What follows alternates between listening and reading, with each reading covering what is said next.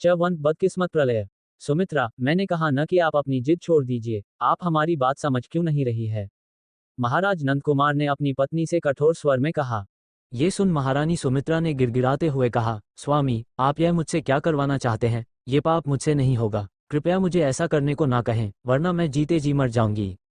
ये सुन नंदकुमार ने कहा, महारानी सुमित्रा, ये पाप नहीं, पुण्य है। जिस काम को करने से हमारे परिवार और प्रजा की भलाई हो, वो पाप नहीं हो सकता। पाप है, पाप है स्वामी, अपने बच्चे की हत्या करना बहुत बड़ा पाप है, और यह मुझसे नहीं होगा। मैं अपने बच्चे को नहीं मार सकती, चाहे आप हमारी प्राण क्यों ना ले लें, महारानी सुमित्रा ने रुवासा होकर कहा। महारानी, तो क्या आप चाहती हैं कि हम इस मनहूस के चक्कर में अपने परिवार और प्रजा को संकट में डाल दें? ये हमारे लिए प्रलय है, इसका मर जाना ही बेहतर है, नंदकुमार ने गुस्से में कहा। कुछ पल की चुप्पी के बाद थोड़ा नरमी से, महारानी, हमारी बात मानिए, अपनी जिद त्याग दीजिए और यह गोली खा लीजिए, वो बच्चा आपके गर्भ में ही मर जाएगा।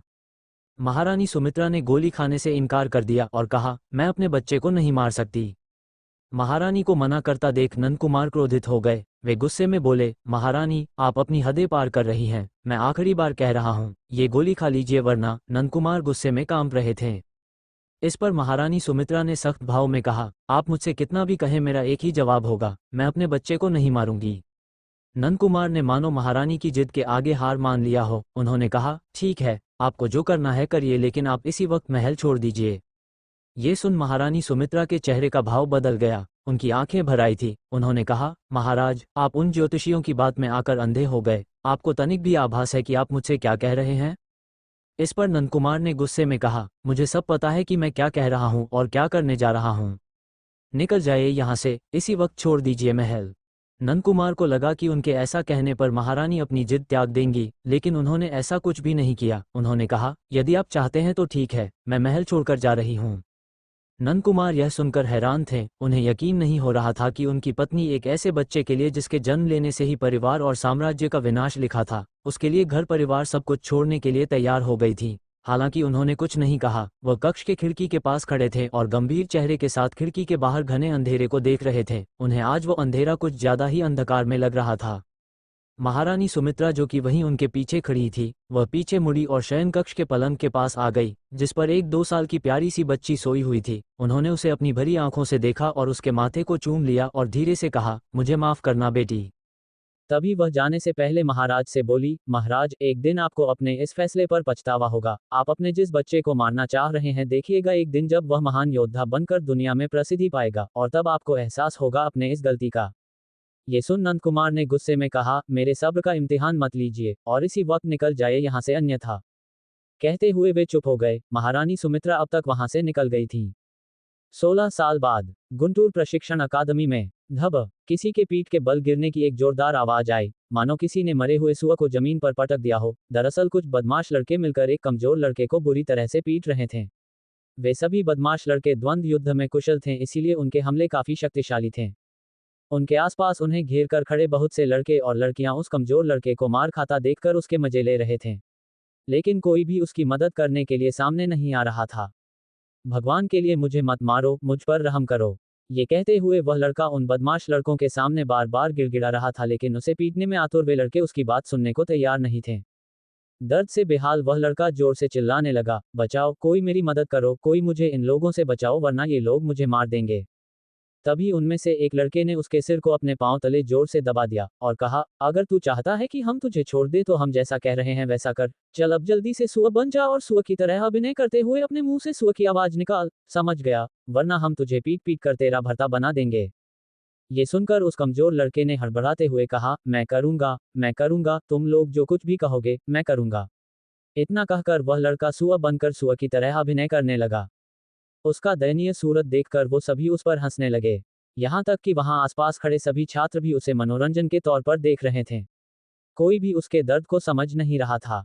तभी उन बदमाश लड़कों में से एक लड़का, जो उनमें प्रमुख था, वो अपने थैले से एक हुक्का निकालकर उसे अपने मुंह से लगा लेता है, जिसमें धूम्रपान के नशीले पदार्थ भरे हुए थे। फिर एक जादुई पत्थर का इस्तेमाल करके उसमें आग सुलगाते हुए सामने सुअर का अभिनय करते लड़के को देखकर व्यंग्य करते हुए कहा, प्रलय। और फिर एक कश खींचते हुए, नाम तो अच्छा है तेरा, लेकिन तुझ पर जमता नहीं। तेरे माँ बाप ने बेवजह तेरा नाम प्रलय रख दिया, हर कोई तेरे जिंदगी में प्रलय मचा जाता है। स्माइल विद हॉर्न्स कहकर वह लड़का कुटिल अंदाज में मुस्कुराने लगा। उस लड़के की बात सुनकर वहां मौजूद सभी छात्र हंसने लगे। तभी वो लड़का प्रलय को सुअर का अभिनय करने में कमजोर पड़ता देख मुंह से धुआं छोड़ते हुए उससे बोला, जब तक हम ना कहें रुकना मत, काफी अच्छा अभिनय कर रहे हो तुम। उस लड़के का बात सुनकर प्रलय रोनी सूरत बना लेता है, लेकिन वह उसकी बात मानने से इनकार नहीं करता है, क्योंकि पहली बात तो ये कि वह उन अभिमन्यु रैंक के योद्धाओं से दोबारा पिटना नहीं चाहता था, और दूसरी बात ये कि ये पहली बार नहीं था जब कोई उसे इस तरह से सता रहा था, ये रोज का था। प्रलय चित्रकूट में स्थित गुंटूर प्रशिक्षण अकादमी का सबसे कमजोर छात्र था। वह सभी छात्रों से अलग आज तक शून्य रैंक पर ही अटका हुआ था। वह अक्सर बड़े घरानों के बिगड़ैल और अयास युवाओं का इसी तरह से शिकार बनता था। वह कमजोर और गरीब था, इसीलिए सभी मनोरंजन के लिए उसके साथ कुछ भी करते थे। वह इतना गरीब था कि उसे हर रोज 2 वक्त की रोटी भी नसीब नहीं होती थी। वह गुंटूर प्रशिक्षण अकादमी के पास में ही अपने माँ के साथ अपनी टूटी फूटी झोपड़ी में रहता था। उसका अपने माँ के सिवा इस दुनिया में और कोई नहीं था। वैसे अपना कहने को उसकी एक माँ तो थी, लेकिन वे भी प्रलय के लिए कुछ नहीं कर सकती थी, क्योंकि वे अंधी थीं, इसीलिए सारी जिम्मेदारी प्रलय पर ही थी। वह अभी मात्र 16 साल का था, और इस उम्र में जब उसे अपने माँ बाप के छांव की जरूरत थी तब वह उन जिम्मेदारियों के बोझ तले दब गया था जिसके बारे में अभी उसे सोचने तक की जरूरत ना थी। वह दिखने में तो अच्छा था, लेकिन जेब से तंग होने के कारण फटे पुराने कपड़े पहनकर ही रहता था। वह अपना और अपनी माँ का पेट भरने के लिए रोज जंगल से लकड़ियां लाकर बेचता था, उससे भी वो मुश्किल से 2 वक्त की रोटी नहीं जुटा पाता था। वह बेहद कमजोर था, इसीलिए कोई उसे काम पर भी नहीं रखता था। वह काम की तलाश में जहां भी जाता सभी उससे यही कहते कि अगर वह अभिमन्यु रैंक का योद्धा होता तो वे उसे काम पर रख लेते हैं। वो परिश्रम तो बहुत करता था, लेकिन फिर भी उसका रैंक बढ़ नहीं रहा था, जिसकी मुख्य वजह थी उसका खान पान। योद्धाओं को अपनी क्षमता बढ़ाने के लिए न सिर्फ कड़ी अभ्यास की जरूरत होती थी, बल्कि उन्हें अच्छे पोषक आहार का सेवन भी करना पड़ता था, जिनसे उन्हें पर्याप्त मात्रा में ऊर्जा मिल सके। लेकिन बेचारा प्रलय तो अपनी गरीबी से इतना तंग था कि वह सूखी रोटियां ही तोड़ने को मजबूर था, और कभी कभी तो ऐसी नौबत आ जाती थी कि उसे सूखी रोटियां भी नसीब नहीं होती थी। उसके नसीब में अच्छा आहार कहाँ लिखा था। उसके लिए तो ये सपना बन गया था कि काश वो कभी अपनी माँ को अच्छा खाना खिला पाता। उसने आज सुबह से कुछ नहीं खाया था, क्योंकि घर में अनाज खत्म हो गया था। सुबह उसने जो बचे खुचे अनाज का इस्तेमाल करके 2 रोटियां बनाई थी, वह उसने अपनी माँ को खिला दी थी और खुद भूखा रह गया था। प्रलय को अपनी माँ से बहुत स्नेह था। वह खुद भूखा रह सकता था, लेकिन अपनी माँ को कभी भूखा नहीं रख सकता था। भूख से पीड़ित प्रलय के मुंह से अभी आवाज नहीं निकल रही थी। ये देखकर उन बदमाश लड़कों में से एक लड़के ने प्रलय के मुंह पर एक जोरदार लात मार दी, जिससे वह लुढ़कते हुए कुछ दूर जा गिरा और दर्द से छटपटाने लगा। उसके मुंह से खून निकलने लगा था। ये देखकर भी किसी को उस पर तरस नहीं आ रही थी। तभी स्माइल विद हॉर्न्स, साले, तेरे मुंह से आवाज नहीं निकल रही क्या? थोड़ा और जोर से बोल, वरना इस बार तो धीरे से मारा है, अगली बार इतना तेज मारूंगा कि सारे दांत टूट जाएंगे, और अगर अब तेरी खोपड़ी में बात घुस गई हो तो जैसा कहा वैसा कर। उस लड़के ने प्रलय पर चिल्लाते हुए कहा। मार के डर से प्रलय अपने मुंह से सुअर की तरह जोर जोर से आवाज निकालने लगा। इसके बावजूद भी उसके मुंह से आवाज नहीं निकल रही थी। रोज रोज के इस तरह के उत्पीड़न से परेशान प्रलय का दिल करता था कि वह प्रशिक्षण अकादमी छोड़ दे, लेकिन फिर उसे अपने सामने अंधेरा ही अंधेरा दिखाई देने लगता था। गरीबी का एक ऐसा अंधेरा जिससे वह कभी बाहर नहीं निकल सकता था। इसीलिए वह सोचता था कि अगर वह किसी तरह अभिमन्यु रैंक का योद्धा बन गया तो उसे कहीं ना कहीं काम मिल जाएगा, और वह रोज अपनी माँ को अच्छे खाने खिला सकेगा। और तो और उन्हें फटे पुराने कपड़े पहनकर भी नहीं रहने पड़ेंगे। बस यही उसकी मजबूरी थी जो उसे रोज गुंटूर प्रशिक्षण अकादमी में आने को मजबूर करती थी। लेकिन वह अपने गरीबी और गरीबी से बाहर निकलने की चाह में फंस कर रह गया था। फिलहाल जबरदस्ती मुंह से आवाज निकालने की कोशिश में उसे ऐसा लगने लगा था जैसे कि जल्द ही उसने ये सब बंद नहीं किया तो उसकी सांसें रुक जाएगी। उसकी सांस फूलने लगी थी और उसे सांस लेने में बहुत कठिनाई हो रही थी। उसकी इतनी बुरी स्थिति पर भी वहां आसपास खड़े होकर उसके मजे ले रहे छात्रों को उस पर रत्ती भर भी तरस नहीं आ रहा था। इसके उलट उन्हें तो प्रलय को तकलीफ में देखकर आनंद आ रहा था। वाह भाई वाह, क्या अभिनय करता है। मुझे तो लगता है कि ये पिछले जन्म में सुअर ही था। वहां भीड़ में खड़े एक लड़के ने व्यंग्य करते हुए कहा। मुझे तो समझ ही नहीं आ रही कि भगवान ने भी क्या सोचकर इसे इंसान बना दिया। इसे तो फिर से सुअर ही बनाना चाहिए था, साला सुअर कहीं का। एक बिगड़ैल लड़की ने कटाक्ष करते हुए कहा, जिसे सुनकर सभी लोग ठहाके लगाकर हंसने लगे। तभी यहाँ क्या तमाशा चल रहा है? पीछे से किसी लड़की की कर्कश आवाज आई। आवाज सुनकर सभी चौकन्ना हो गए। सभी इस आवाज को अच्छे से पहचानते थे। यह आवाज किसी और की नहीं बल्कि प्रशिक्षण अकादमी की सबसे होनहार छात्राओं में से एक हंसिका की थी। वो कोई साधारण लड़की नहीं थी, वो अभिमन्यु रैंक के महाशिखर दायरे की योद्धा थी। उसकी शारीरिक शक्ति 90-100 के बीच थी। इतना ही नहीं, वो तलवारबाजी, तीरंदाजी, द्वंद्व युद्ध और जादुई युद्ध विधाओं में इतनी अव्वल दर्जे की योद्धा थी कि उसके ऊपर के रैंक के योद्धा भी उसे चुनौती देने से पहले 1000 बार सोचते थे। वो न सिर्फ एक शक्तिशाली योद्धा थी बल्कि वो एक स्वप्न सुंदरी भी थी। वो इतनी खूबसूरत थी कि उसकी एक मुस्कान पर कोई भी युवा उसके लिए अपनी जान तक लुटा सकता था। उसकी नयन नक्श और शारीरिक बनावट इतनी आकर्षक थी कि स्वयं स्वर्ग के देवता इंद्र भी उससे मोहित हो जाएं। उसकी हिरनी की जैसी बड़ी बड़ी कजरारी आंखें, गुलाब के पंखुड़ियों से कोमल नर्म होंठ, चेहरे को चार चांद लगाती उसकी सुंदर प्यारी नाक, सांचे में ढाला गया हो ऐसा खूबसूरत चेहरा जिस पर गलती से भी नजर पड़ जाए तो हटाना ना सिर्फ मुश्किल था बल्कि नामुमकिन जैसा था। उसके लंबे कमर तक लहराते परियों से बाल, उभरा हुआ वक्ष, कमान की तरह तिरछी बाहें, पतली कमर, सुंदर गोरी टांगें किसी भी मर्द को इस तरह लुभा सकती थी कि वे उसके लिए कुछ भी कर सकते थे। क्या कमाल की खूबसूरती दी थी भगवान ने उसे। पता नहीं भगवान ने उसे किसके लिए बनाया था, पर हर लड़का उसे पाने का ख्वाब देखता था। वह जब भी किसी के सामने आती थी तो उन्हें ऐसा लगता था जैसे कि स्वर्ग से कोई अप्सरा उनके सामने उतर आई हो। हंसिका चित्रकूट के सबसे बड़े खानदानों में से एक वशिष्ठ खानदान से थी। वशिष्ठ खानदान का चित्रकूट में काफी दबदबा था, इसीलिए गुंटूर प्रशिक्षण अकादमी में कोई भी हंसिका से पंगा लेने की कोशिश नहीं करता था। हंसिका की उच्च स्तरीय क्षमता और उसके उच्च पारिवारिक पृष्ठभूमि के कारण प्रशिक्षण अकादमी के ट्रेनर्स ने उसे यहाँ का प्रमुख छात्र बना दिया था। अकादमी में अनुशासन और सामंजस्य बनाए रखने का कार्य उसी का था और भी बहुत से कार्य जैसे कि छात्रों की समस्याओं का समाधान करना, अकादमी में छात्रों की गतिविधियों को संगठित करना, ट्रेनर्स की सहायता करना, अकादमी में एक अच्छा माहौल बनाए रखना, सब कुछ उसी के जिम्मे में था, इसीलिए उसका अकादमी में बहुत ज्यादा बोलबाला था। फिलहाल हंसिका की आवाज सुनकर सभी लड़कों का दिल जोरों से धड़कने लगा था। सभी तुरंत उसकी ओर मुड़कर उसे देखने लगे थे। हंसिका अकादमी के कुछ सुरक्षा कर्मियों के साथ उन्हीं लोगों की ओर बढ़ी चली आ रही थी। उसने हल्के हरे रंग का सलवार समीज पहना हुआ था जिसमें उसकी शारीरिक कसावट स्पष्ट रूप से दिखाई दे रही थी, जिसमें वह काफी खूबसूरत और आकर्षक लग रही थी। वहीं उन बदमाश लड़कों ने जैसे ही हंसिका को देखा वे डर गए। उन्हें पता था कि अगर हंसिका उन्हें प्रलय को परेशान करते हुए देख लेगी तो वो उन्हें इसकी कड़ी सजा देगी। जिससे बचने के लिए उन लोगों ने तुरंत प्रलय को उठ जाने को कहा। साथ ही उन लोगों ने उसे धमका भी दिया कि अगर वह हंसिका के सामने अपना मुंह खोल देगा तो वे अगली बार उसे जिंदा नहीं छोड़ेंगे। डरे से हमें प्रलय के पास उनकी बात मानने के अलावा और कोई रास्ता नहीं था। वह जानता था कि अगर उसने हंसिका को बता दिया कि वे सभी उसे प्रताड़ित कर रहे थे तो अगली बार जब वह उनके हाथ लगेगा तो वे लोग उसे बहुत पीटेंगे। प्रलय को उनसे सिर्फ अकादमी में ही खतरा होता तो वह हंसिका को उनके द्वारा खुद को सताए जाने के बारे में सब कुछ बता देता। लेकिन वह जानता था कि वे लोग बाहर भी उसके लिए खतरा बन सकते थे। प्रलय रोज लकड़ी लेने जंगल जाया करता था। क्या पता उधर ही आकर ये सभी उसे मारने लगे। तब तो वह मर ही जाएगा, और अगर वह मर गया तो उसकी अंधी माँ की देखभाल कौन करेगा। इसीलिए उसके लिए चुप रहना ही बेहतर था। जल्द ही हंसिका तमाशे के घेरे में पहुंच गई थी। उसने देखा कि वहां पर कुछ भी नहीं हो रहा था, सभी बुत बने उसे ही देख रहे थे। तभी उसने फिर से पूछा, यहाँ पर क्या चल रहा है? तुम सभी यहाँ पर भीड़ लगाकर क्यों खड़े हो? ये कहते हुए अचानक हंसिका की नजर उन बदमाश लड़कों के प्रमुख पर चली गई, जिसने अपने हाथ में हुक्का पकड़ रखा था। ये देखकर वह क्रोधित हो गई और गुस्से में बोली, तुम्हारी हिम्मत कैसे हुई यहाँ अकादमी के अंदर हुक्का पीने की? क्या तुम्हें पता नहीं कि अकादमी के अंदर नशा करना सख्त मना है? इतना कह वह अपने पीछे खड़े सुरक्षा कर्मियों को आदेश देते हुए बोली, सैनिकों, इस छात्र को अकादमी के नियम का उल्लंघन करने के सजा के तौर पर इसी वक्त 10 कोड़े मारे जाए।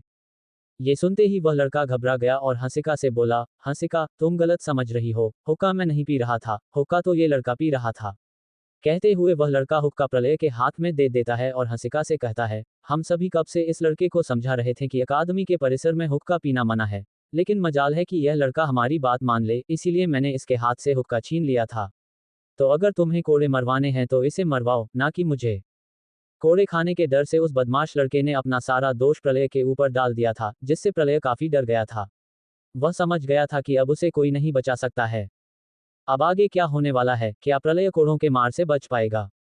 क्या हंसिका प्रलय पर लगे झूठे आरोप के बारे में जान पाएगी? और क्या वह उसके साथ उचित न्याय कर पाएगी? आखिर क्या थी प्रलय की दुख भरी दास्तान? और कैसे बन गया था वह 2 दिनों में जीरो से लीजेंड? चट्टू किस्मत का खेल। सजा से बचने के लिए उस बदमाश लड़के ने हुक्का पीने का दोष प्रलय पर डाल दिया था। प्रलय अब ऐसी स्थिति में फंस गया था कि उसके लिए आगे कुआं और पीछे खाई वाली स्थिति बन गई थी। वह अगर खुद को बेकसूर बताता तो वे बदमाश लड़के उसे नहीं छोड़ते, और अगर उनका दोष खुद पर ले लेता तो उसे सजा के तौर पर 10 कोड़े मारे जाते, जो कि उसके सहन सीमा से बाहर था। वहीं उन बदमाश लड़कों का प्रमुख, जिसका नाम दीपेंद्र सेन था, उसका बात सुनकर हंसिका प्रलय को देखने लगी थी। प्रलय का चेहरा सूजा हुआ था, मानो उसे बहुत पीटा गया हो। हंसिका को लगा कि शायद प्रलय द्वंद्व युद्ध का अभ्यास करके आया था, क्योंकि द्वंद्व युद्ध का अभ्यास करते समय चेहरे पर चोट आना आम बात था, इसीलिए वह समझ नहीं सकी कि उसे अभी अभी बहुत पीटा गया था। तभी उसने प्रलय से सख्त लहजे में पूछा, क्या ये सच कह रहा है? क्या तुम ही यहाँ हुक्का पी रहे थे? ये सुनकर प्रलय को जैसे लकवा मार गया हो, वह चुपचाप खड़ा रहा, उसके मुंह से आवाज ही नहीं निकल रही थी। वह 10 कोड़े के बारे में सोचकर ही सहम उठा था, इतने कोड़े खाकर तो उसके शरीर में बची खुची जान भी खत्म हो जाएगी। तुम जवाब क्यों नहीं दे रहे? क्या तुमने सुना नहीं कि मैंने अभी अभी तुमसे क्या पूछा? हंसिका ने तेज स्वर में कहा। प्रलय के जवाब ना देने से वह क्रोधित लग रही थी। ये देखकर दीपेंद्र ने सोचा कि ये बढ़िया मौका है हंसिका की नजरों में आने का। उसने तुरंत हंसिका के सामने अपना रौब दिखाते हुए प्रलय के सिर पर चपत लगाकर कहा, अबे साले, तू हंसिका के प्रश्न का जवाब क्यों नहीं दे रहा? चल बता कि तू ही हुक्का पी रहा था, वरना तुझे बहुत मारूंगा। दीपेंद्र की बात सुन प्रलय डर गया और हड़बड़ी में बोला, जी जी यह सच है, मैं ही यहाँ हुक्का पी रहा था। कहते हुए कोड़े खाने के डर से प्रलय का शरीर कांपने लगा था। वह समझ गया था कि अब उसे कोड़े खाने से कोई नहीं बचा सकता था। वहीं हंसिका का ध्यान इस समय दीपेंद्र पर था। वह उसे गुस्से में घूर कर देख रही थी। हालांकि ऐसा नहीं था कि वो सच्चाई जान गई थी, बल्कि वह उसे इसलिए गुस्से में घूर रही थी क्योंकि अभी अभी उसके द्वारा प्रलय को धमकाया जाना उसे ठीक नहीं लगा था, और कहीं ना कहीं ये एक तरह से गलत व्यवहार था जो दीपेंद्र को प्रलय के साथ नहीं करना चाहिए था। वहीं दीपेंद्र को जैसे ही महसूस हुआ कि हंसिका की निगाहें उसे घूर रही थी तो वह समझ गया कि ऐसा क्यों था। वह तुरंत हड़बड़ाते हुए बोला, अरे नहीं, मैं बस तुम्हारी मदद कर रहा था। ये सुनकर हंसिका उसे अपनी गुस्से से भरी आंखें दिखाने लगी, मानो वो उससे कहना चाह रही हो कि ये उसके लिए आखिरी चेतावनी है। अगर वो दोबारा किसी के साथ इतनी बदतमीजी से पेश आया तो वह उसे छोड़ेगी नहीं। तभी वो प्रलय को देखते हुए बोली, ये जानते हुए कि अकादमी के परिसर में हुक्का पीना प्रतिबंधित है, तुमने इतनी बड़ा गलती क्यों की? प्रलय के पास हंसिका के इस सवाल का कोई जवाब नहीं था, वह चुप रहा। ये देखकर हंसिका सैनिकों से बोली, इसी वक्त इसे 10 कोड़े मारे जाएं। उसका आदेश सुनकर सभी सैनिक फौरन हरकत में आ गए। उन लोगों ने तुरंत प्रलय को चारों तरफ से घेर लिया। तभी उनमें से एक सैनिक अपने हाथ में एक मजबूत कोड़ा लेकर उसे मारने के लिए तैयार हो गया। ये देखकर प्रलय ने अपनी आंखें बंद कर ली। उसने अपनी मुट्ठियां भींच ली और मार खाने के लिए खुद को तैयार कर लिया। वह जान रहा था कि यहाँ कोई भी उसकी मदद नहीं करने वाला था। वह अकादमी के छात्रों से अच्छी तरह से वाकिफ था। आसपास किसी में भी इतनी हिम्मत नहीं थी कि वो आगे बढ़कर दीपेंद्र के खिलाफ जाकर हंसिका के सामने उसकी सच्चाई रख दें। जाहिर था, कोई भी सेन परिवार से दुश्मनी मोल नहीं लेना चाहता था। अगले ही पल सैनिक ने प्रलय को एक जोरदार कोड़ा मारा, जिससे प्रलय को इतना तेज दर्द हुआ कि वह उसके सहन सीमा से बाहर था। उसे ऐसा लगा जैसे कि उसके पूरे बदन में आग लग गई हो और उसकी आंखों के सामने अंधेरा छाने लगा। वह चाहकर भी उस दर्द को बर्दाश्त नहीं कर पाया और दर्द में चीख उठा। अगले ही पल उसे फिर से एक कोड़ा लगा, जिसे बहुत मुश्किल से उसने सहन किया। उसे 2 और कोड़े पड़े, लेकिन जैसे ही उसे 5वां कोड़ा लगा, वह लड़खड़ा कर नीचे गिर गया। वहां मौजूद सभी प्रलय की इस हालत पर बेशर्मों की तरह हंसने लगे। छात्रों के इस व्यवहार पर हंसिका ने सभी को घूर कर देखा, जिससे सभी डर गए और तुरंत सभी ने अपनी हंसी रोक ली। हंसिका को अपनी आंखों देखी पर यकीन नहीं हो रहा था। भला 5 कोड़े खाने मात्र से प्रलय की स्थिति इतनी खराब कैसे हो सकती थी? उसे संदेह होने लगा कि कहीं प्रलय सजा से बचने के लिए नाटक तो नहीं कर रहा था ना। अकादमी के नियम और विनियम के तहत यह मान्य था कि अगर कोई छात्र सजा के दौरान कमजोर पड़कर नीचे गिर जाता है या बेहोश हो जाता है तो उसकी सजा को उसी वक्त माफ कर दिया जाता है।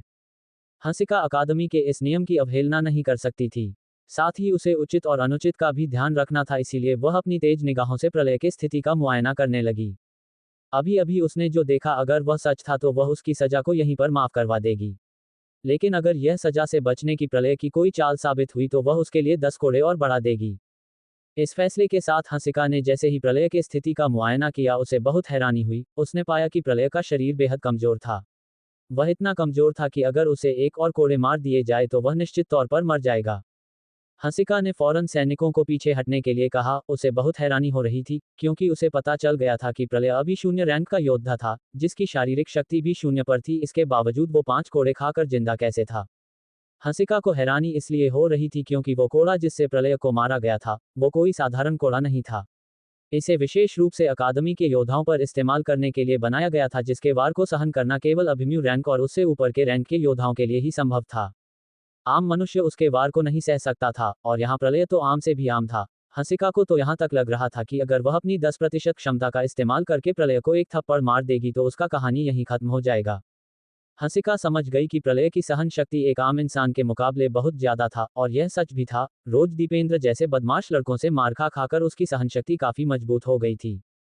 खैर, ये वक्त हंसिका के लिए प्रलय के साथ उचित न्याय करने का था, और इसीलिए उसने प्रलय की स्थिति को देखते हुए उसकी सजा को माफ कर दिया, और उससे कहा, तुम्हारी स्थिति को देखते हुए तुम्हारी सजा को माफ कर दिया गया। इसका मतलब ये नहीं कि तुम दोबारा ऐसी गलती करो। अगर दोबारा से अकादमी के अंदर हुक्का पीते हुए पकड़े गए तो तुम्हें प्रशिक्षण अकादमी से हमेशा हमेशा के लिए बाहर कर दिया जाएगा। प्रलय कुछ भी कहने की स्थिति में नहीं था, इसलिए वह उसकी बात सुनकर रह गया। तभी हंसिका ने वहां खड़े सभी छात्रों से तेज स्वर में कहा, तुम सभी यहाँ खड़े होकर तमाशा क्या देख रहे हो, भागो यहाँ से। गुंटूर प्रशिक्षण अकादमी में हंसिका के बात को नजरअंदाज करने की हिम्मत किसी में नहीं थी, इसीलिए सभी शीघ्र वहां से चले गए।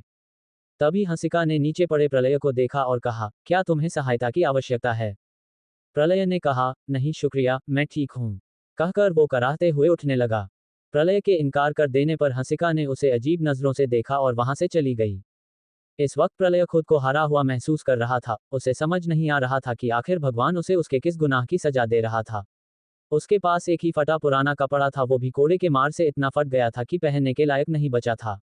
अगर उसकी भगवान से मुलाकात हो सकती तो वो उनसे लड़ बैठता कि वे उसके साथ ऐसा क्यों कर रहे थे। क्यों उसे इतना गरीब और लाचार बनाया था उन्होंने। इससे तो बढ़िया होता कि वे उसे इस दुनिया में भेजते ही ना। एक तरफ वे सभी बड़े घराने के लड़के, जो अक्सर उसे अपने मनोरंजन के लिए मारते पीटते रहते थे और उसके साथ जानवरों से भी बुरा सलूक करते थे। उन्हें तो भगवान ने इतना धन दिया था कि वे सभी उसे पानी की तरह बहाते थे, और एक वो था जिसे 2 वक्त की रोटी के लिए भी न जाने कितना मशक्कत करना पड़ता था। आखिर क्यों क्यों भगवान ने उसे ऐसी जिंदगी दी? क्या उन्हें भी ऊपर से प्रलय को उन बदमाश लड़कों के हाथों पिटता देखकर मजा आता था? प्रलय यही सब सोचते सोचते किसी तरह लंगड़ाते हुए अपने घर की ओर बढ़ रहा था। उसे अपनी किस्मत पर रोना आ रहा था। वह रोज इस तरह के यातनाओं को झेल रहा था, और अब वह इन सब से तंग आ गया था। उसने इससे पहले कई बार आत्महत्या करने के बारे में भी सोचा था, लेकिन फिर अपनी दुखियारी अंधी माँ को याद करके वह हर बार अपने फैसले को बदल लेता था। तभी उसने मन ही मन खुद से कहा, बहुत जोर की भूख लगी है, घर पर कुछ खाने को भी नहीं है, माँ भी भूखी होगी, समझ नहीं आ रहा कि क्या करूं। इस वक्त जंगल जाने की भी स्थिति में नहीं हूं। ये सोचते हुए वह चलते चलते ही स्तब्ध सा होकर घुटने पर गिर पड़ा और जोर जोर से रोने लगा। ये देखकर राह पर आते जाते लोग उसे घृणित निगाहों से देखने लगे थे। उसके कपड़े बहुत गंदे और फटे हुए थे, जिस वजह से सभी को यही लग रहा था कि वह कोई पागल था। वह खूब रोया, रो रो कर उसने अपनी आंखें लाल कर ली। कुछ देर बाद उसने बहुत मुश्किल से खुद को संभाला। फिर उसने अपने कुर्ते के फटे हुए आस्तीन से अपने आंसू पोंछे और अपने जगह से उठने लगा। इसी बीच उसकी नजर अपने सामने गिरे एक छोटे से लाल थैले पर पड़ी। उसने गौर से उस थैले को देखा और उसे अपने हाथ में उठा लिया, और तभी उसको महसूस हुआ कि उसमें एक सिक्का था।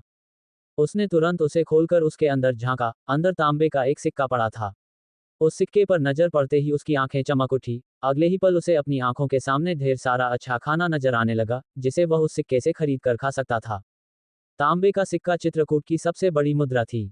चित्रकूट में 3 तरह के सिक्के थे जिसे लोग मुद्रा के रूप में इस्तेमाल करते थे, जिसमें सबसे कम कीमती कांसे का सिक्का था, फिर उसके बाद पीतल का सिक्का आता था, और अंत में तांबे का सिक्का जो सबसे कीमती होता था, जिनका आपस में मूल्य इस प्रकार था: 10 कांसे के सिक्के पीतल के एक सिक्के के बराबर होता था, और 10 पीतल के सिक्के तांबे के एक सिक्के के बराबर होता था। एक तांबे का सिक्का इतनी बड़ी रकम थी कि उतने में प्रलय न सिर्फ 1 महीने तक अच्छे खाने खा सकता था, बल्कि अपने और अपनी माँ के लिए अच्छे कपड़े भी खरीद सकता था। यही कारण था कि प्रलय उस सिक्के को देखकर अंदर ही अंदर काफी खुश हो गया था। उसने तुरंत थैले को बंद करके अपने पास रख लिया और हाथ जोड़कर मन ही मन भगवान को शुक्रिया अदा करने लगा। उसे लगने लगा था कि भगवान उसकी तकलीफ को देखकर इस सिक्के के माध्यम से उसकी सहायता कर रहे थे, ताकि आज उसे भूखा ना सोना पड़े। शुक्रिया भगवान, आखिरकार तुम्हें मुझ दुखियारे की तकलीफ नजर आ ही गई। मैं तुम्हारा ये एहसान कभी नहीं भूलूंगा। कहते हुए उसकी आंखों से खुशी के आंसू बहने लगे। वह खुशी से उछल पड़ा और सोचने लगा कि वह आज अपनी माँ को कोई अच्छा खाना खिलाएगा। रोज रोज सूखी रोटियां खाकर वो ऊब चुका था। साथ ही वह अपने और अपने माँ के लिए कपड़े भी खरीदना चाहता था। कुछ ही देर में वह वहीं खड़े खड़े वो सब कुछ सोच चुका था जो वह उस सिक्के के साथ करने वाला था। तभी उसने खुद से कहा, सबसे पहले मैं खुद के और माँ के लिए अच्छे कपड़े खरीदूंगा। नए कपड़े का नाम सुनकर माँ जरूर बहुत खुश हो जाएगी। ये सोचकर वह बाजार की ओर चल पड़ा। लेकिन अभी वह मुश्किल से 2 कदम भी आगे नहीं बढ़ा होगा कि तभी उसे एक बुढ़िया रोते चिल्लाते हुए आती हुई नजर आई। वो चीख चीख कर कह रही थी, लाउडली क्राइंग, अरे मेरी थैली, वो मुझसे कहीं गिर गई। अगर किसी को मिली हो तो कृपया मुझे लौटा दे। इतना कहकर वो रोते गिड़गिड़ाते चली आ रही थी और रास्ते में आते जाते हर किसी को रोक रोक कर रोते हुए उनसे पूछ रही थी कि कहीं उन्हें उसकी खोई हुई लाल थैली मिली तो नहीं। तो क्या लगता है आपको, वो लाल थैली जो प्रलय को मिली थी क्या वह उस बुढ़िया की ही थी? क्या प्रलय उस थैली को उस बुढ़िया को लौटा देगा? चौथी अलौकिक घटना। प्रलय उस बुढ़िया को देखकर अभी कुछ समझ भी नहीं पाया था कि तभी वो बुढ़िया उसके पास आ गई और उससे रोते हुए पूछने लगी, लाउडली क्राइंग, बेटा बेटा क्या तुम्हें एक लाल थैली मिली है? अरे मेरी एक लाल थैली मुझसे गिरकर कहीं खो गई। अगर तुम्हें मिली हो या तुमने उसे किसी को उठाते हुए देखा हो तो कृपया मुझे बता दो, तुम्हारा भला होगा। उद्धरण चिन्ह। बुढ़िया की बातें सुनकर प्रलय के वो सारे अरमान जो उसने अभी थोड़ी देर पहले गढ़े थे वो टूटकर चूर चूर हो गए थे। अच्छा कपड़ा और अच्छा खाना सब कुछ उसे फिर से अब सपना सा लगने लगा था। आखिर कैसा खेल खेल रहा था भगवान उसके साथ। आखिर क्यों पड़ गई थी उसकी नज़र उस थैली पर? इससे तो बढ़िया होता कि उसकी नज़र उस पर पड़ी ही ना होती। बेमतलब उसने इतने सारे ख्वाब देख लिए थे। बेटा तुम जवाब क्यों नहीं दे रहे? क्या तुमने मेरी थैली को किसी को उठाते हुए देखा था? तभी बुढ़िया के ये शब्द सुनते ही प्रलय फिर से होश में आ गया। वह उलझन में लग रहा था। वह सोच रहा था कि क्या वो उस बुढ़िया को उसका थैला लौटा दे या उससे झूठ बोलकर उस सिक्के को अपने पास रख लें। प्रलय का दिल तो यही कर रहा था कि वह उस थैली को उस बुढ़िया को न लौटाए। आखिर न जाने कितने बुरे दिन देखने के बाद उसके हाथ इतना बड़ा रकम लगा था। उतने में तो वो और उसकी माँ दोनों खुशी से अपने कुछ महीनों की जिंदगी गुजार सकते थे। उसने तुरंत बुढ़िया से कहा, माफ करो दादी, मैंने तुम्हारे थैले को ना तो लिया है और ना ही किसी को उठाते हुए देखा है। तुम किसी और से पूछ लो। ये कहते हुए प्रलय को अंदर ही अंदर बहुत अपराधबोध महसूस हो रहा था। उसका दिल उसे अंदर ही अंदर कोस रहा था और कह रहा था कि वो बहुत गलत कर रहा था। उसे उस बेचारी बुढ़िया के साथ ऐसा नहीं करना चाहिए। वहीं बुढ़िया उसकी बात सुनकर आगे बढ़ गई और रोते हुए बोलने लगी, अरे मेरी थैली, उसमें एक तांबे का सिक्का था जो मैं अपने बेटे के इलाज के लिए किसी से उधार लेकर आ रही थी। किसी को मिली हो तो भगवान के लिए उसे मुझे लौटा दो। प्रलय भी आगे बढ़ गया था लेकिन जैसे ही उसने सुना कि बुढ़िया अपने बीमार बेटे के इलाज के लिए वो सिक्का उधार मांग कर लाई थी तो उसके दिल ने उस सिक्के को खुद के पास रखने से इनकार कर दिया। उसका मन अपराधबोध से भर गया। उसने तुरंत उस बुढ़िया के थैले को लाकर उसके हाथ में दे दिया और शर्मिंदगी में सिर झुकाए दौड़कर वहां से भाग गया। ये मैं क्या करने जा रहा था? अपनी खुशी के लिए उस बेचारी बुढ़िया के उन पैसों को हथियाना चाहता था जिसे वह अपने बीमार बेटे के इलाज के लिए किसी से उधार मांग कर लाई थी। अच्छा हुआ जो मैंने उसका थैला उसे लौटा दिया। प्रलय ने अपने घर की ओर बढ़ते हुए खुद से कहा। प्रलय के जगह अगर कोई और होता तो शायद ही उसने उस बुढ़िया के पैसे को लौटाया होता, लेकिन प्रलय की बात अलग थी। उससे बेहतर कोई भी किसी अगले की तकलीफ नहीं समझ सकता था। वो जिस दौर से गुजर रहा था उसने उसे काफी समझदार बना दिया था। प्रलय जानता था कि वो उस बुढ़िया के पैसे खाकर कभी भी सुकून से नहीं जी पाता। खैर फिलहाल भूख से व्याकुल प्रलय अपनी कुटिया पर लौट आया था। उसकी माँ वहीं कुटिया के पास एक पेड़ के नीचे चारपाई पर बैठी हुई थी। उनके चेहरे के हाव भाव से ऐसा लग रहा था जैसे वो कब से किसी की प्रतीक्षा कर रही थी। प्रलय जैसे ही उनके करीब पहुंचा उसकी कदमों की आहट से उसकी मां पहचान गई कि उनका बेटा लौट आया है। वह डंडे के सहारे जल्दी से खड़ी हो गईं और एक हाथ को आगे बढ़ाकर कांपते हुए स्वर में बोली, प्रलय तू आ गया बेटा? हाँ माँ मैं आ गया। कहते हुए प्रलय उनके पास पहुंच गया और उन्हें सहारा देकर चारपाई पर फिर से बैठा दिया और कहा, माँ मैं जानता हूँ तुम्हें बहुत भूख लगी होगी, लेकिन चिंता मत करो माँ, मैं जल्दी से तुम्हारे लिए कुछ खाने को लेकर आता हूँ। इतना कहकर प्रलय उठकर वहां से जाने लगा कि तभी उसकी मां ने उसका हाथ पकड़ लिया और उसे रोकते हुए कहा, बेटा सुनो, मैंने तुम्हारे लिए बर्तन में एक रोटी रखी है, खा लो जाकर उसे। प्रलय चौंक गया और हैरानी में उनसे बोला, माँ तुमने सुबह एक ही रोटी खाई थी क्या? तुमने ऐसा क्यों किया माँ? बेटा मुझे भूख नहीं लगी थी। अच्छा अब मुझसे सवाल मत करो और जाकर खा लो। भूखे जंगल जाओगे तो काम नहीं कर पाओगे, उसकी माँ सुमित्रा ने उससे कहा। प्रलय जान रहा था कि उसकी माँ ने जानबूझकर एक रोटी उसके लिए बचा दी थी ताकि उसे भूखा जंगल ना जाना पड़े। अपनी माँ के लिए उसके दिल में प्यार और बढ़ गया। उसने उनकी दयनीय स्थिति को देखते हुए मन ही मन खुद से कहा, माँ तुम चिंता मत करो, मैं बहुत मेहनत करूंगा और सब ठीक कर दूंगा माँ, मैं सब ठीक कर दूंगा। इतना कहकर वह घर के अंदर जाने लगा। भूख से उसका हाल बहुत बुरा हो रखा था। हाँ, लेकिन अंदर ही अंदर इस बात को सोचकर वह बहुत खुश था कि कम से कम अब उसे एक रोटी तो मिलने वाली है जिसे खाकर वह अपने भूख से व्याकुल मन को शांत कर सकता था। हालांकि जैसे ही वह घर में पहुंचा और उसकी नज़र बर्तन पर पड़ी, नाटकीय ढंग से उसके सारे अरमान फिर से एक बार चकनाचूर हो गए। बर्तन में जो एक रोटी उसकी माँ ने उसके लिए रखी थी उसे उसके घर के कुछ मोटे चूहे बैठकर आराम से खा रहे थे, जो उसे देखते ही बर्तन से कूदकर भाग गए थे। साथ ही उस बचे खुचे रोटी के टुकड़े को भी अपने साथ ले भागे थे। ये देखकर प्रलय को लगा कि धरती फट जाए और वह इसी वक्त उसमें समा जाए। आखिर किस किस गुनाह की सजा उसे दी जा रही थी? उसे समझ नहीं आ रहा था कि जहां भी जाओ हर जगह उसके साथ इतना बुरा क्यों हो रहा था। प्रलय को खुद पर ही तरस आने लगा था। वह अब कुछ भी नहीं कर सकता था, रोटी तो खत्म हो गई थी। उसने बहुत मुश्किल से खुद को संभाला और अपनी कुल्हाड़ी उठाकर जंगल के लिए निकल गया। थोड़ी ही देर में वह जंगल पहुंच गया और लकड़ियां इकट्ठा करने लगा। और फिर जब उसने पर्याप्त मात्रा में लकड़ियां इकट्ठा कर ली तो उसने उनका एक बड़ा सा गट्ठर बना लिया और उसे जल्दी से सिर पर उठाकर वहां से जाने लगा कि तभी अचानक से तेज आंधी तूफान चलने लगा और आसमान को बिजलियों से जगमगाते काले घने बादलों ने ढक लिया। ये सब कुछ इतनी तेजी से हुआ कि प्रलय कुछ समझ ही नहीं पाया, और जब तक उसे कुछ समझ आया तब तक बहुत देर हो चुकी थी। तेज आंधी की वजह से उसके लकड़ी का गट्ठर हवा में उड़ गया और वो खुद सूखे पत्ते की तरह उड़ते हुए एक घने पेड़ की टहनी से जा टकराया। वो तो गनीमत है कि वक्त पर वो उस पेड़ की टहनी को पकड़ने में कामयाब रहा था, वरना अब तक सामने के सूखे नुकीले पेड़ से टकराकर उसकी मौत हो गई होती। हालांकि अब भी मुसीबत टली नहीं थी। उसने जिस पेड़ को पकड़ रखा था, तूफान के तेज झोंकों से पूरी तरह से एक ओर झुक गया था और ऐसा लग रहा था जैसे कि किसी भी वक्त वह विशालकाय पेड़ जड़ समेत उखड़कर आसमान में उड़ जाएगा। प्रलय का हाल ऐसा था कि अगर गलती से भी उसकी हाथ छूट गया तो वह वहां से उड़कर दुनिया के किस कोने में जाएगा इसका अनुमान लगाना भी कठिन था। इसी बीच घमासान वर्षा होने लगी और साथ ही उन काले बादलों में इतनी तेज बिजलियां कड़कने लगी कि अगर उसे कोई सुन ले तो निश्चित तौर पर उसके कान के पर्दे फट जाएंगे। प्रलय को तो सुनाई देना ही बंद हो गया था, साथ ही उसके कान से खून भी निकलने लगा था। प्रलय के जीवन में पहली बार इतना बड़ा प्रलय आया था, वरना आज से पहले ना तो उसने कभी इतनी घनघोर वर्षा देखी थी और ना ही कभी इतने काले बादल और इतनी तेज बिजलियों के कड़कने के बारे में सुना था।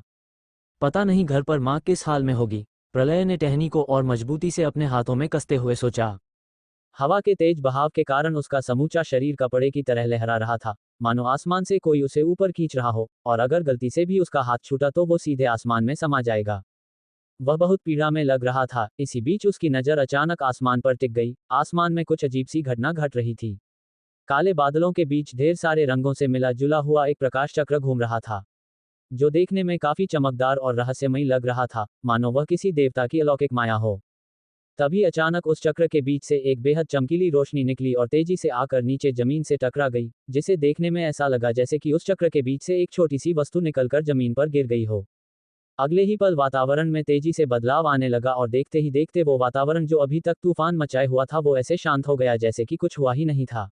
यहाँ तक कि आसमान में छाए काले बादल भी गायब हो गए और सब कुछ फिर से पहले की तरह सामान्य हो गया।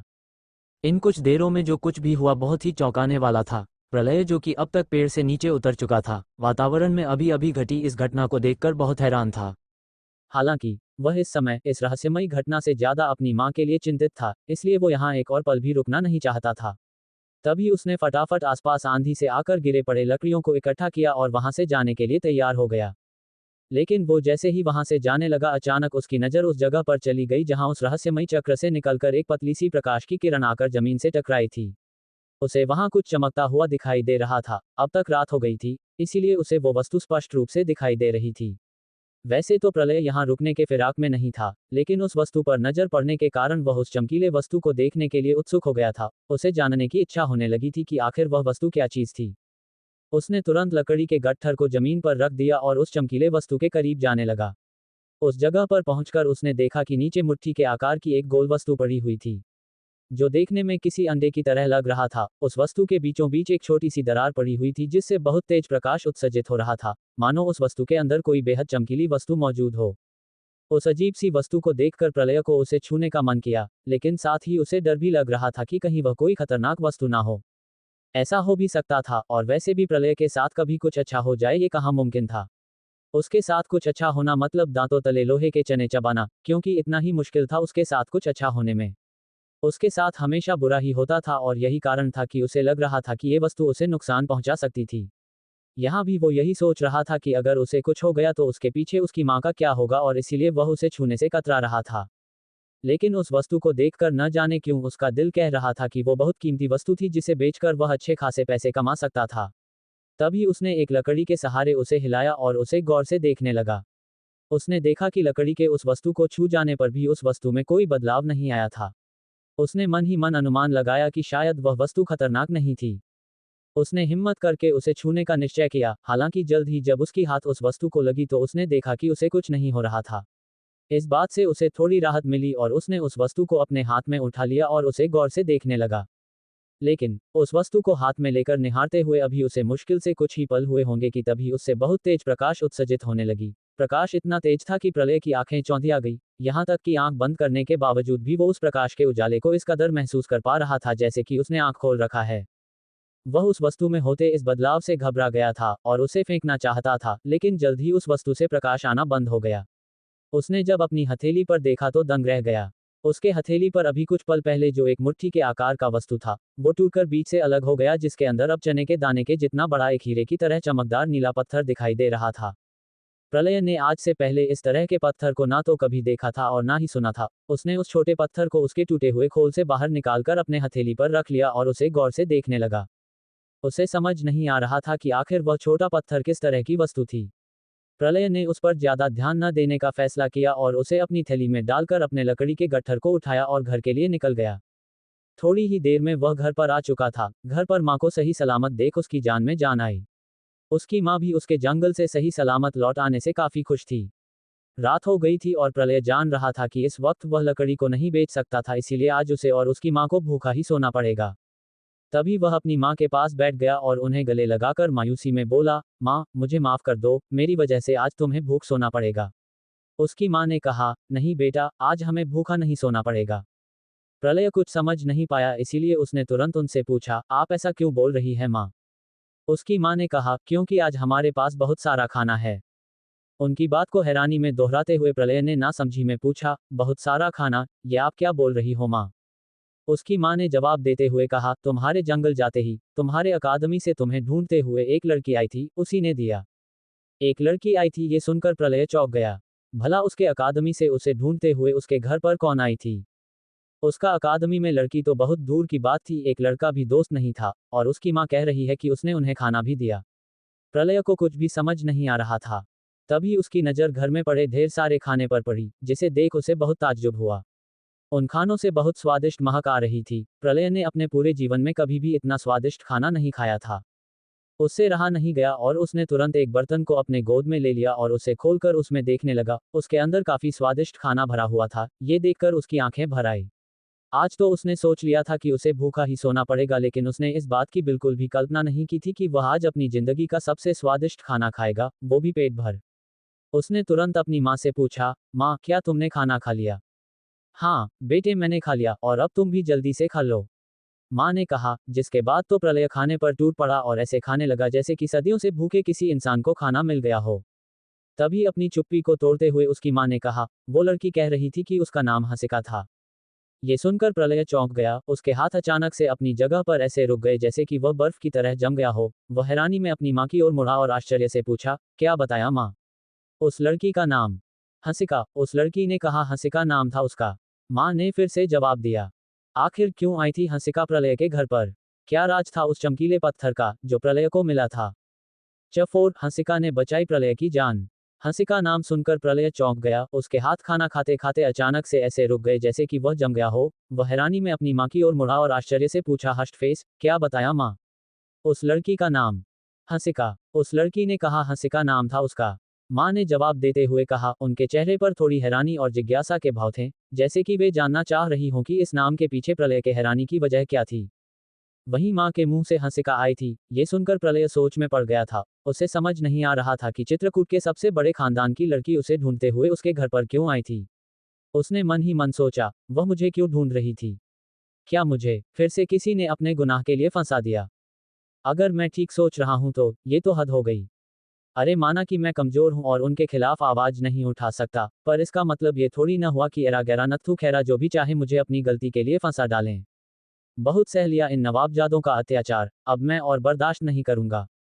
मुझे कुछ ना कुछ तो करना ही होगा, वरना पहले ही मेरा एक पैर कब्र में जा चुका है। अगर कोई उपाय नहीं किया तो ये लोग मुझे अपने जुल्म के कब्र में दफन कर देंगे।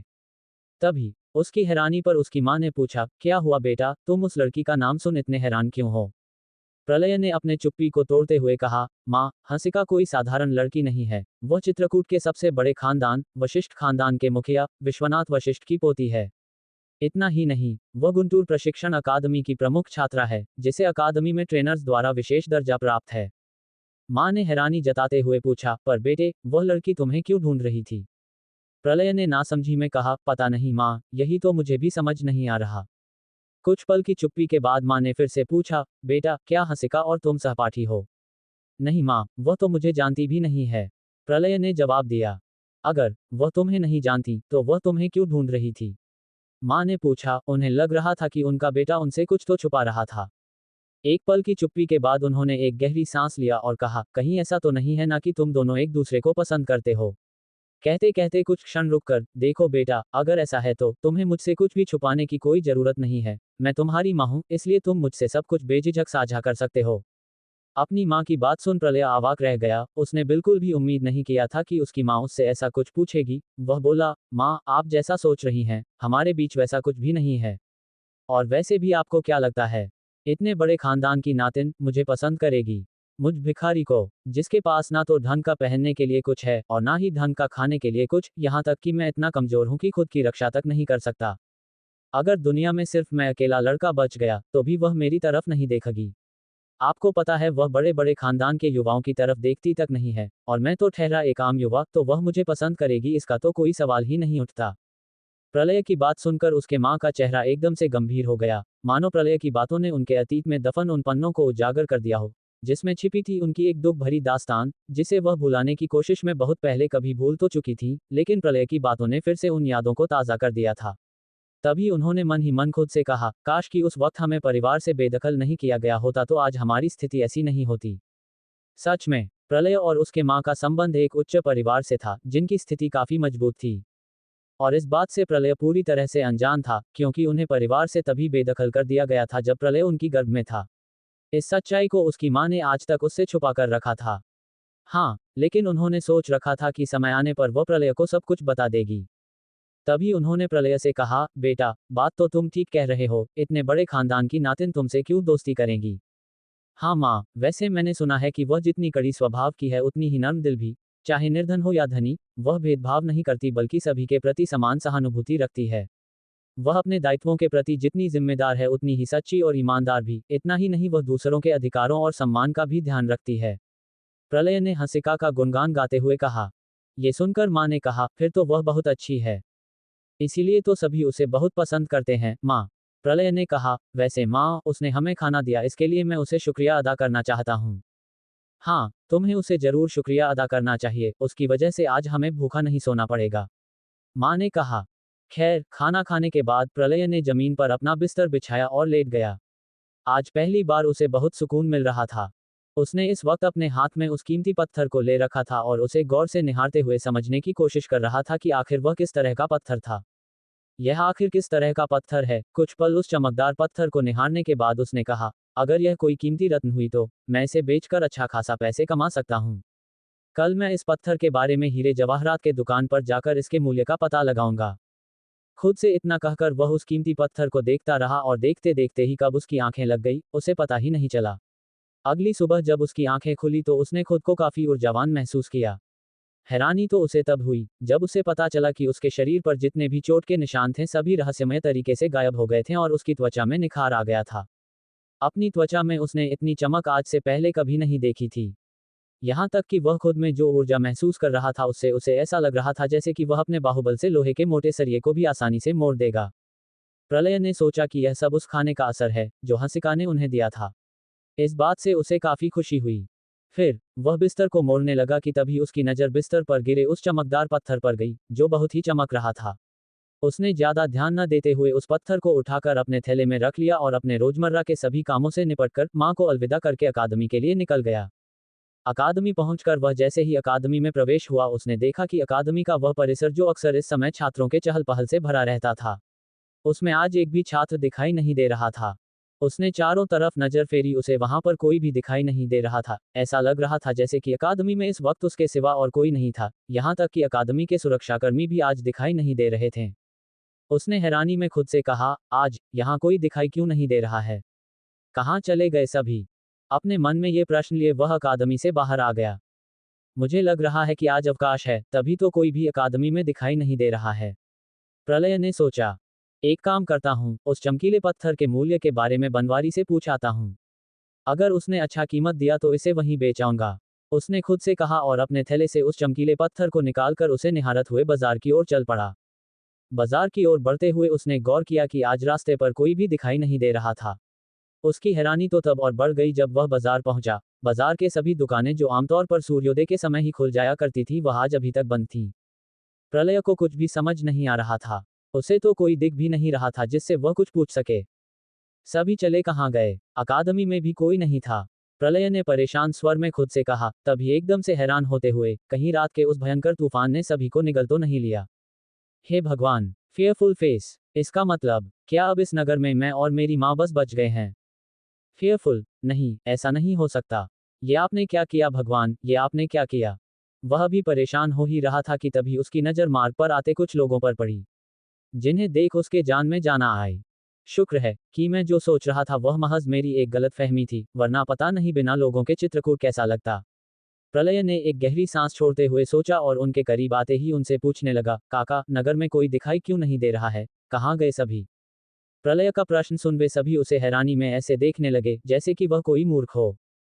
तभी उनमें से एक अधेड़ उम्र के आदमी जो कोई सज्जन लग रहा था, उसने कहा, क्या तुम्हें सच में कुछ भी नहीं पता? आप किस बारे में बात कर रहे हैं? प्रलय ने हैरानी में पूछा।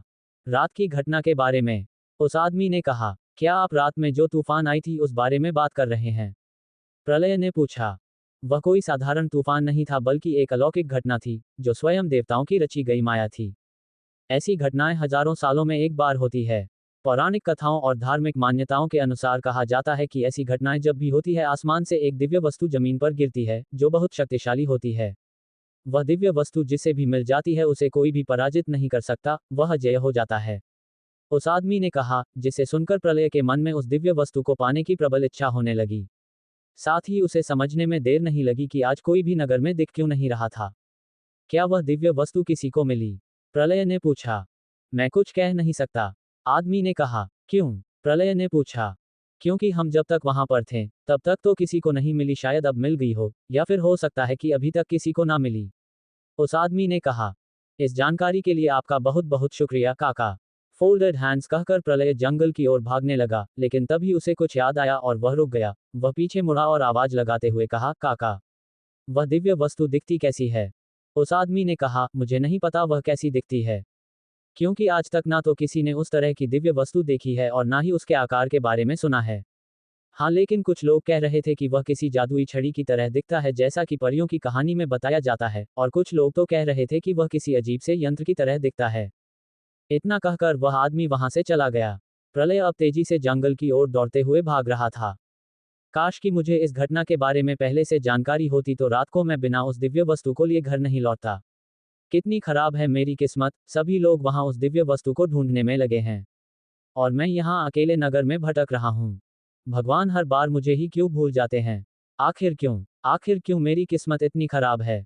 रात को अगर वह वस्तु मुझे मिल जाती तो भगवान का क्या बिगड़ जाता? मुझे मिला भी तो एक अजीब सा पत्थर जो पता नहीं कोई काम का है भी या नहीं, या बेकार में ही मैंने इसे उठा लिया। प्रलय ने खुद की किस्मत को कोसते हुए कहा। उसने देखा उसके हाथ में मौजूद वह पत्थर अभी रात की तरह चमक नहीं रहा था। वह उसे फेंक देना चाहता था क्योंकि उसे लग रहा था कि वह कोई बेकार सी वस्तु थी।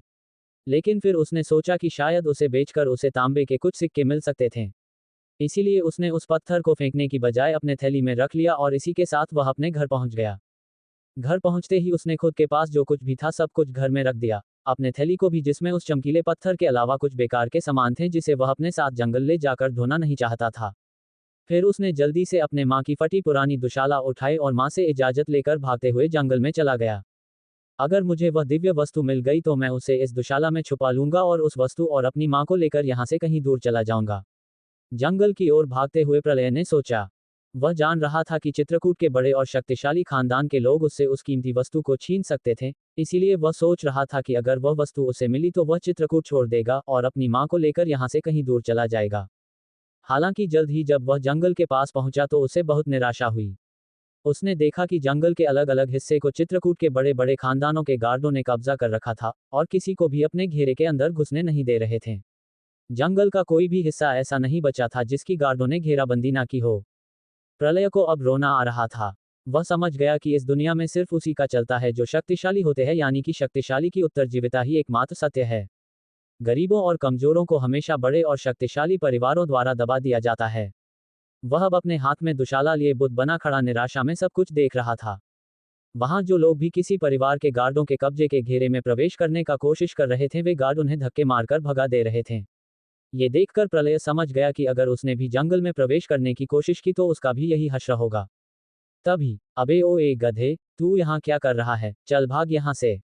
किसी ने प्रलय का मजाक उड़ाते हुए कहा। उसने आवाज की दिशा में देखा, वह दीपेंद्र सेन था। वही जिसकी वजह से कल उसे अकादमी में 5 कोड़े खाने पड़े थे। सामने का कब्जा किया हुआ क्षेत्र सेन परिवार का था जिसे सेन परिवार के गार्डों ने घेर रखा था। घेरे के अंदर दीपेंद्र समेत उसके परिवार के समस्त लोग थे जो अपने घेरे के अंदर उस दिव्य वस्तु को ढूंढ रहे थे। दीपेंद्र प्रलय को देखकर उसका मजाक उड़ाते हुए हंस रहा था। तभी उसने व्यंग्य करते हुए कहा, कहीं तू भी उस दिव्य वस्तु को ढूंढने के लिए तो नहीं आया है ना। कहते हुए वह अपने घेरे से निकलकर बाहर उसके पास आ गया और उसके हाथ में दुशाला देखकर हंसते हुए कहा, तू ये सड़ा हुआ दुशाला लेकर क्यों आया है। और फिर जैसे कि उसे प्रलय की मनोदशा समझ में आ गई हो वह ठहाके लगाकर हंसते हुए बोला, अच्छा अब समझा, तो तू इस सड़े हुए दुशाले को अपने साथ इसलिए लेकर आया है ताकि उस दिव्य वस्तु को इसमें छुपाकर यहां से भाग सके।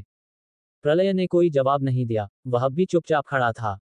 ये देखकर दीपेंद्र ने अपने पैर से उसके दुशाले को लात मारकर नीचे गिरा दिया और उसे अपने पैरों तले कुचलते हुए बोला, ऐसे सड़े हुए दुशाले तो हमारे घर के नौकर भी नहीं पहनते।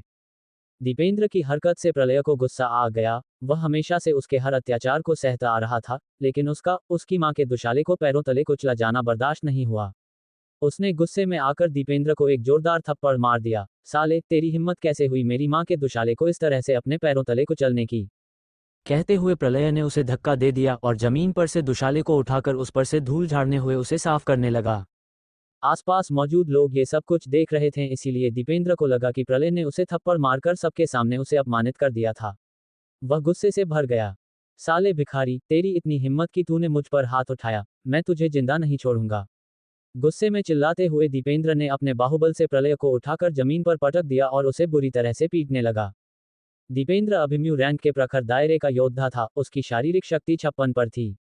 वह बहुत शक्तिशाली था। प्रलय उसके एक प्रहार को भी झेलने में सक्षम नहीं था। दीपेंद्र जब उसने पीटने लगा तो प्रलय की आंखों के सामने अंधेरा छाने लगा। उसकी स्थिति इतनी खराब हो गई कि वह ढंग से सांस भी नहीं ले पा रहा था। लेकिन तभी, पाउटिंग, दीपेंद्र, उसे इसी वक्त छोड़ दो वरना तुम्हें इसका बहुत बड़ा खामियाजा भुगतना पड़ेगा। दीपेंद्र ने नजर उठाकर देखा, सामने हंसिका खड़ी थी। अब आगे क्या होने वाला है? क्या दीपेंद्र हंसिका के कहने पर प्रलय को छोड़ देगा? क्या होगा जब प्रलय को पता चलेगा कि वह जिस दिव्य वस्तु को ढूंढने के लिए यहां आया था वह तो उसी के पास थी। च5 चमक उठी प्रलय की किस्मत। पाउटिंग, दीपेंद्र, उसे इसी वक्त छोड़ दो वरना तुम्हें इसका बहुत बड़ा खामियाजा भुगतना पड़ सकता है। दीपेंद्र ने नजर उठाकर देखा, सामने हंसिका खड़ी थी। उसे देख दीपेंद्र के हाथ पांव एकदम से ढीले पड़ गए। उसे ऐसा लगा जैसे कि उसकी हंसिका की नजरों में इमेज खराब हो गई। दरअसल, दीपेंद्र का हंसिका पर क्रश था, इसलिए वह अक्सर उसके सामने अच्छा बनने का दिखावा करता था। पर आज वह जिस स्थिति में उसके नजरों में आ गया था वह समझ गया कि उसने अपनी बनी बनाई इमेज हंसिका की नजरों में खराब कर ली थी। उसका मन कर रहा था कि धरती फट जाए और वह इसी वक्त उसमें समा जाए। आखिर यह क्या हो गया था उसके साथ? क्या इस वक्त हंसिका का यहाँ आना जरूरी था? वह तुरंत प्रलय को छोड़कर उससे अलग हो गया और बेकसूर सा चेहरा बनाकर लड़खड़ाते जुबान से कहने लगा, हंसिका, पहले इसी ने मुझ पर हाथ उठाया था और फिर हम में लड़ाई हो गई। और इसने तुम पर हाथ क्यों उठाया था ये भी बता दो। हंसिका ने सख्त लहजे में कहा। दीपेंद्र लड़खड़ाने लगा। वो मैं। उसे लगा कि वह बुरी तरह से फंस चुका है। क्यों, आवाज नहीं निकल रही है क्या तुम्हारे मुंह से?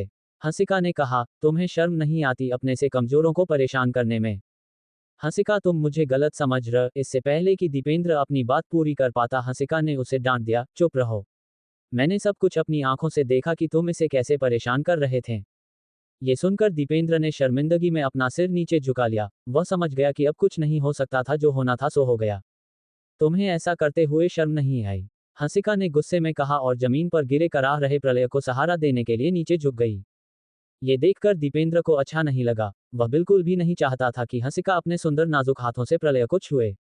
वह तुरंत आगे बढ़ा और हंसिका का हाथ पकड़कर उसे बीच में ही रोक दिया और खुद प्रलय को उठाने लगा। दीपेंद्र की हरकत हंसिका को चुभ गई। उसने कड़े स्वर में कहा, तुम्हारी हिम्मत कैसे हुई मुझे हाथ लगाने की? उद्धरण चिन्ह।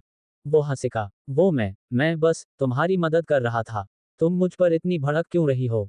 दीपेंद्र लड़खड़ाते जुबान से बोला। हंसिका ने सख्त लहजे में कहा, क्या मैंने तुमसे मदद मांगी थी?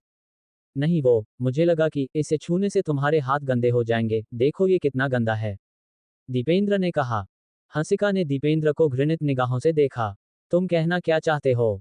क्या ये कोई गंदगी है जो मेरा हाथ इसे छूने से गंदा हो जाएगा? और हाँ, एक बात और, कल तुमने प्रलय के साथ जो कुछ भी किया था, उस बारे में मुझे सब कुछ पता चल गया है। मैंने कभी नहीं सोचा था कि तुम इतने घटिया किस्म के लड़के हो। तुमने इस पर झूठा दोष लगाया और तो और इसे धमकाया ताकि ये तुम्हारे गलती का दोष अपने सिर पर ले ले। हंसिका ने कहा, तुम्हें इसका बहुत बड़ा खामियाजा भुगतना पड़ेगा, दीपेंद्र। तुम्हें इसका दंड जरूर मिलेगा। कहकर वह प्रलय की ओर मुड़ी और उससे माफी मांगने लगी। मुझे माफ कर दो प्रलय। मेरी वजह से कल तुम्हें 5 कोड़े खाने पड़े। अगर मैंने उस वक्त पहचान लिया होता कि असली गुनहगार कौन है तो तुम्हें इतनी तकलीफ नहीं झेलनी पड़ती। सब मेरी ही गलती है। इसमें तुम्हारी कोई गलती नहीं है हंसिका, गलती मेरे किस्मत की है, प्रलय ने कहा और अपनी मां का दुशाला जमीन पर से उठाकर वहां से जाने लगा। दीपेंद्र की वजह से उसके सिर पर गहरी चोट आ गई थी, जिससे लगातार खून बह रहा था, जिसे वह बार बार अपने कुर्ते के फटे हुए आस्तीन से पहुंच रहा था। हंसिका ने जब ये देखा तो उसने आगे बढ़कर प्रलय को रोक दिया और कहा, रुको, तुम्हारे सिर से बहुत खून बह रही है, तुम्हें तत्काल उपचार की जरूरत है। अरे नहीं, ये एक मामूली सा चोट है, खुद ही ठीक हो जाएगा, प्रलय ने मना करते हुए कहा। तुम्हारा दिमाग तो सही है ना? इतने बड़े चोट को मामूली सा चोट कह रहे हो, चुपचाप खड़े रहो, हंसिका ने जोर देकर कहा और अपने थैले से एक कपड़ा निकालकर खुद उसके चोट को साफ करने लगी। हंसिका के इतने करीब होने से प्रलय असहज हो गया। उसने कभी सपने में भी नहीं सोचा था कि वह उस लड़की को कभी इतने करीब से देखेगा जिसकी एक झलक तक पाने के लिए बड़े बड़े घरानों के युवा तरस जाते थे। फिलहाल बार बार उसकी नज़र हंसिका के चेहरे और होठों पर चली जा रही थी। वो बहुत खूबसूरत थी, बिल्कुल किसी हुस्न की परी की तरह। उसका चेहरा इतना खूबसूरत था कि अगर प्रलय का बस चलता तो वह सारी जिंदगी उसे यूं ही निहारता रहता।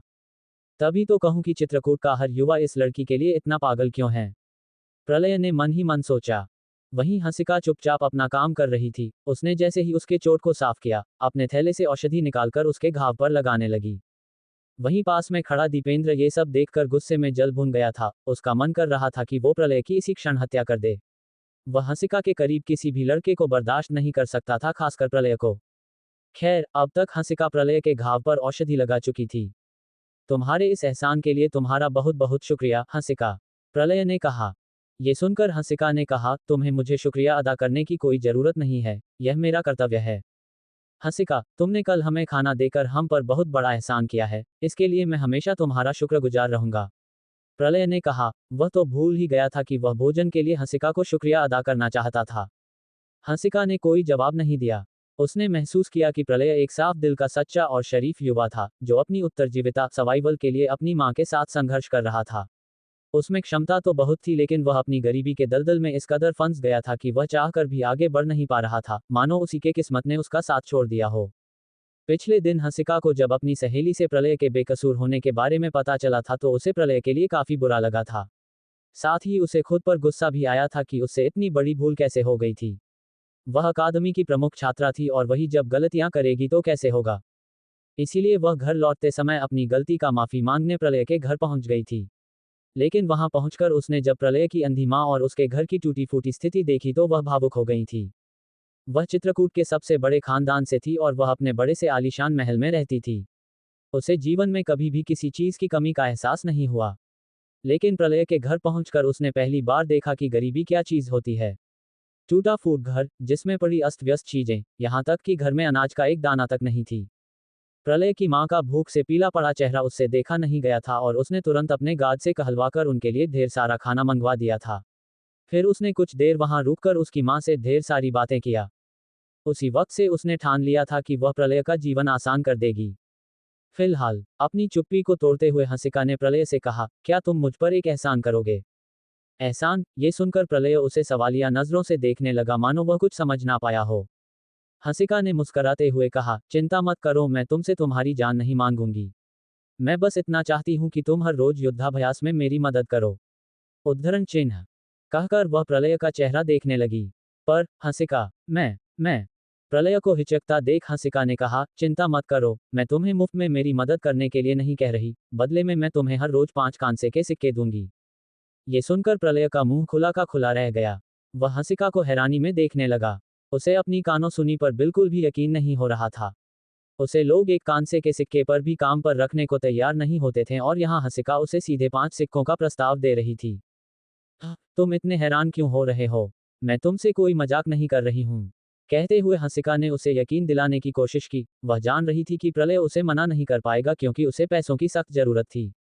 बताओ क्या तुम करोगे मेरी मदद? हंसिका ने फिर से पूछा। पर हंसिका, मैं तुम्हारी मदद कैसे कर सकता हूँ? मैं बहुत कमजोर हूँ, तुम्हें किसी और से मदद मांगना चाहिए। प्रलय ने कहा। वह हंसिका के मनोभाव से पूरी तरह से अनजान था। वह नहीं जानता था कि हंसिका बस उसकी मदद के लिए ये सब कर रही थी। तभी हंसिका ने कहा, तुम इसकी चिंता मत करो, बस तुम मुझे अपना फैसला बताओ। मैं तो तैयार हूं लेकिन फ्लस्ट इससे पहले कि प्रलय अपनी बात पूरी कर पाता हंसिका ने मना करते हुए कहा, लेकिन वेकिन छोड़ो और चलो मेरे साथ। कहाँ? प्रलय ने उसे सवालिया नजरों से देखते हुए पूछा। मैं तुम्हें अकादमी चलने के लिए कह रही हूँ, हंसिका ने जवाब दिया। पर क्या तुम उस दिव्य वस्तु को ढूंढना नहीं चाहती? प्रलय ने पूछा। उसे ढूंढने के लिए यहाँ पर पहले से ही मेरे परिवार के ढेर सारे लोग लगे हुए हैं, मुझे उम्मीद है कि वह वस्तु जल्द ही मिल जाएगी, हंसिका ने कहा और वहीं पास में खड़े अपने गार्ड को चलने का इशारा किया। उसके आदेश पर गार्ड ने सिर झुकाकर हामी भरी और वहीं पास में खड़े आलीशान रथ पर सवार हो गया। वह 4 पहियों वाला रथ जो दिखने में काफी शानदार और आलीशान था। उसे खींचने के लिए 4 सुंदर सफेद घोड़े लगे हुए थे। ये रथ हंसिका का अपना खुद का रथ था, जिसे उसके परिवार ने उसे उसके 15वें जन्मदिन के उपहार में दिया था। प्रलय उस रथ में सवार होने से हिचक रहा था। उसे लगा कि उसके बैठने से वह साफ सुथरा रथ गंदा हो जाएगा, लेकिन हंसिका के जोर देने पर वह मना नहीं कर पाया और दुबक कर रथ के एक कोने में बैठ गया। अगले ही पल हंसिका के इशारे पर रथ आगे बढ़ गया। रथ के आगे पीछे दो दो घुड़सवार योद्धा थे जो बेहद शक्तिशाली थे। वे चारों वशिष्ठ खानदान के शक्तिशाली गार्ड थे जिन्हें उन लोगों ने हंसिका के सुरक्षा में लगा रखा था। हंसिका जहां भी जाती वे सभी उसके सुरक्षा के लिए उसके साथ ही रहते थे। फिलहाल प्रलय को रथ के एक कोने में दुबक कर बैठा देख हंसिका ने कहा, इसकी आदत डाल लो, क्योंकि अब तुम्हें हर रोज मेरे साथ मेरे रथ में आना जाना है। प्रलय ने सिर हिलाया और थोड़ा सहज दिखने का दिखावा किया। जल्द ही रथ बाजार में एक बड़े से वस्त्र के दुकान पर आकर रुका। रथ से उतरते ही प्रलय ने हंसिका को सवालिया नजरों से देखते हुए पूछा, हम यहाँ क्यों आए हैं? अंदर चलो, तुम्हें खुद ही पता चल जाएगा, कहकर हंसिका वस्त्र के दुकान के अंदर चली गई। प्रलय भी उसके पीछे पीछे दुकान में चला गया।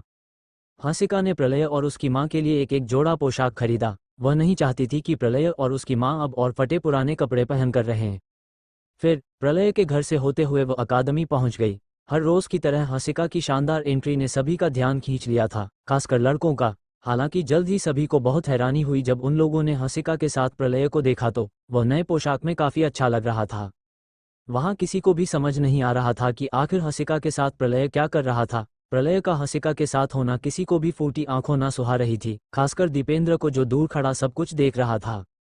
जल्द ही हंसिका रोज की तरह ट्रेनर्स से मिलने के बाद अकादमी के बड़े से पुस्तकालय में आ गई, जहां से वह कुछ किताबें निकाल रही थी। उसने प्रलय को भी अपने लिए कुछ पुस्तकें चुनने को कहा, ताकि अभ्यास से पहले जब तक वो अध्ययन करे तब तक प्रलय भी कुछ पढ़ लें। फिर हंसिका प्रलय को लेकर अकादमी के अपने अध्ययन कक्ष में आ गई, जहां वह अपने लाए हुए पुस्तकों का अध्ययन करने लगी।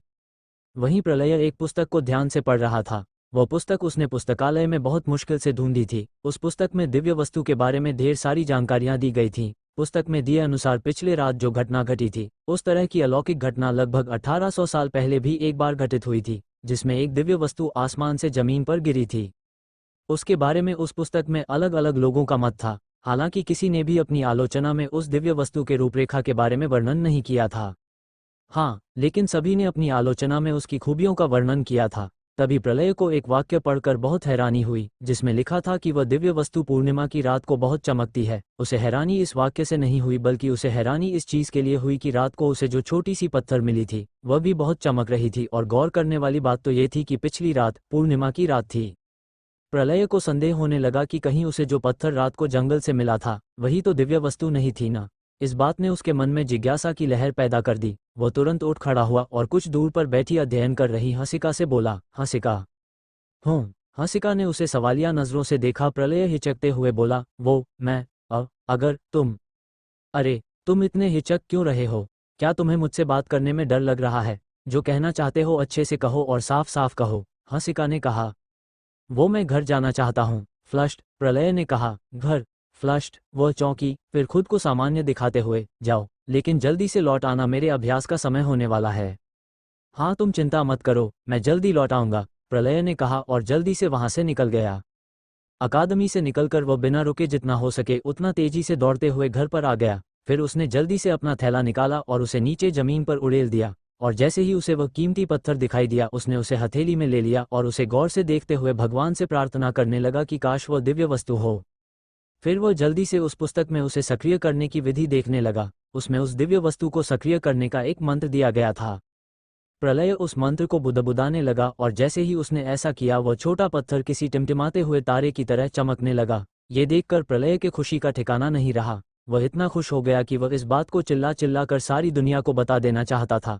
अब आगे क्या होने वाला है? क्या प्रलय इस दिव्य वस्तु को दुनिया से बचाकर रख पाएगा? क्या प्रलय के जीवन की मुश्किलें अब खत्म हो जाएंगी या कई नई मुसीबतें उसका इंतजार कर रही हैं?